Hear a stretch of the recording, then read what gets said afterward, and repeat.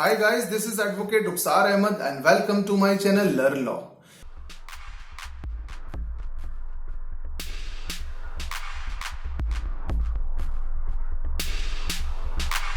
Friends, लगातार loan के ऊपर जो मैं एक सीरीज चला रहा हूं उसकी कॉन्टिन्यूएंस के अंदर आज एक और वीडियो आपके साथ शेयर करना चाहता हूं।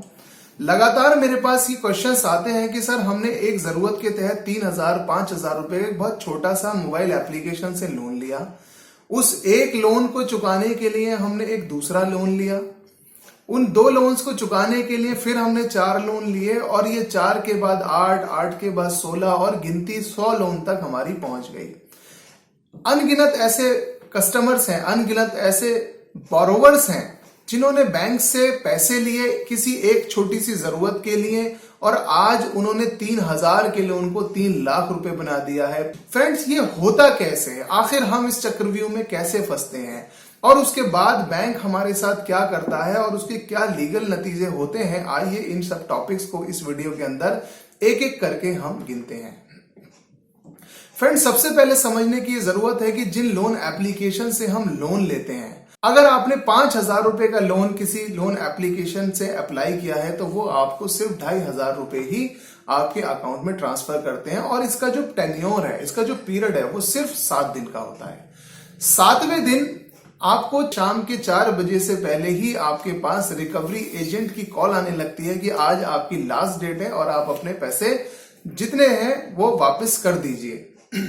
फ्रेंड्स, नॉर्मली ऐसा भी होता है कि कुछ लोग वापस कर देते हैं, 2,500 रुपए लेके 5,000 रुपए भी रिटर्न कर देते हैं, लेकिन बहुत सारे ऐसे लोग होते हैं जिनके लिए 7वें दिन उस पैसे को रिटर्न करना पॉसिबल नहीं होता। फिर रिकवरी एजेंट उनके साथ बदतमीजी, टॉर्चर, गाली गलौज शुरू करते हैं और उस प्रेशर से बचने के लिए इमीडिएटली एक और लोन एप्लीकेशन आपको प्ले स्टोर पर मिल जाती है। आप उसे डाउनलोड करते हैं और एक 10,000 रुपए का लोन लेके आप 5,000 रुपए पिछले वाली लोन एप्लीकेशन का आप चुका देते हैं। फिर अगले 7 दिन बाद आपके साथ यही वाली कंपनी जो दूसरे नंबर पे आपने लोन लिया है, फिर ये आपके साथ सेम खेल रिपीट करती है।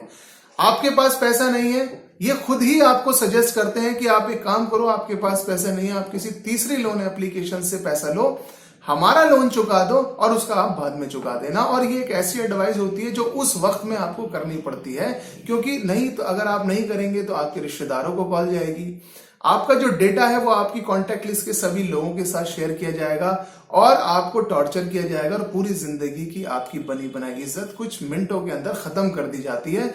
इसीलिए आप एक तीसरी लोन एप्लीकेशन से लोन लेते हैं और पिछले वाली का चुका देते हैं। फ्रेंड्स, ये एक जर्नी है जिसमें पता ही नहीं लगता कि कब एक लोन एप्लीकेशन का कर्जा चुकाने के लिए आप 50, 60, 70, 80, 100 लोन एप्लीकेशन तक पहुंच चुके होते हैं। कहां एक लोन एप्लीकेशन आपका डाटा चुरा के आपको ब्लैकमेल कर रही थी और अब 100 लोन एप्लीकेशन आपके डाटा के साथ खेल रही हैं, आपकी कॉन्टैक्ट लिस्ट के लोगों को कॉल कर रही हैं और आपको लगातार टॉर्चर कर रही हैं। ये एक लोन एप्लीकेशन आपको दिन में 20 से 30 बार कॉल करती है। आप सोचिए, अगर आपने 50 लोन एप्लीकेशन से लोन लिया हुआ है तो कितनी नॉन स्टॉप कॉल्स आपको और आपके रिलेटिव्स को कंटिन्यूअसली फेस करनी पड़ेंगी। अक्सर लोग मुझसे पूछते हैं, मेरे क्लाइंट मुझसे पूछते हैं कि सर हमने जो ये लोन की जर्नी शुरू की थी, हमें पता ही नहीं चला कि कब हम 50-100 लोन एप्लीकेशंस तक पहुंच गए हैं। अब हम इनसे निकलना चाहते हैं, इसके क्या रास्ते हैं? फ्रेंड्स, सबसे पहले जब तक आपकी 50, 60, 100 लोन एप्लीकेशन तक आप पहुंचते हैं, बहुत सारी आप ऐसी गलतियां कर चुके होते हैं जिसको किसी एडवोकेट, जिसको किसी पुलिस के लिए और किसी भी ऐसी एजेंसी के लिए मुश्किल होता है आपके लिए हेल्प करना। किसी के सिस्टम में से आपके डेटा को इरेज करना, क्योंकि आपने जिस वक्त लोन लिया था उस वक्त आपकी सारी contact list, call log, OTP, password, personal private pic सब वो लोन एप्लीकेशन कंपनीज कॉपी कर लेती हैं। क्लाइंट हमसे ये रिक्वेस्ट करता है कि सर आप किसी भी तरह से हमारे पास जो कॉल्स आ रही हैं उन कॉल्स को रुकवा दीजिए।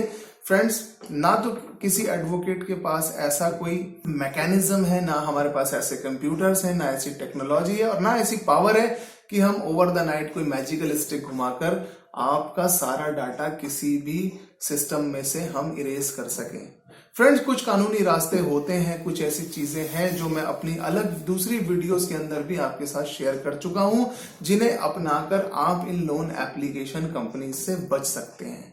मैं बहुत सारी लगातार ऐसी वीडियो बना चुका हूं जिसमें आप रिकवरी एजेंट से कैसे हैंडल करना है उसमें बताया गया है। आप रिकवरी एजेंट के खिलाफ क्या कानूनी कार्रवाई कर सकते हैं वो भी मैंने उसके अंदर बताया है, और आरबीआई इस बारे में क्या कहती है वो भी मैंने बहुत डिस्क्रिप्शन में आपको समझाया है। बहुत सारे क्लाइंट मुझसे कहते हैं कि सर हम आत्महत्या करने जा रहे थे और हमने आपका ये वीडियो देखा और उसके बाद हमने एक बार सोचा क्यों ना आपसे एक बार बात की जाए, और उसके बाद उनको कहीं ना कहीं कोई ऐसा समाधान मिल जाता है जिसके बाद वो कम से कम अपना आत्महत्या करने का प्रोग्राम कैंसिल करके अपनी इस परेशानी से फाइट करने के लिए मेंटली प्रिपेयर हो पाते हैं।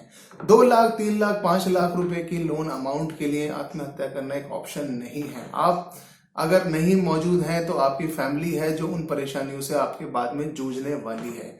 फ्रेंड्स, इन सारे परेशानियों के लीगल रास्ते हैं, इनसे बचा जा सकता है। आत्महत्या करना कोई सोल्यूशन नहीं है। लोग मुझसे कहते हैं सर हमने 5 दिन से खाना नहीं खाया। सर, खाना छोड़ना सोल्यूशन नहीं है, फोन को स्विच ऑफ करना सोल्यूशन नहीं है। आपने जिन कंपनी से लोन लिया है उनके साथ आपको लीगली डील करना पड़ेगा, और लीगली आपको कैसे डील करना है आप मेरी दूसरी वीडियो उसके अंदर देख सकते हैं। मुझसे आप सवाल इनबॉक्स में आप पूछ सकते हैं, मैं आपको टाइमली आपको उसका रिप्लाई करने की कोशिश करूंगा। और लास्ट में मेरी आपसे रिक्वेस्ट है कि अगर आपको मेरी वीडियो अच्छी लगी हो तो प्लीज इसे लाइक करें, शेयर करें और मेरे चैनल को सब्सक्राइब करें। Thank you.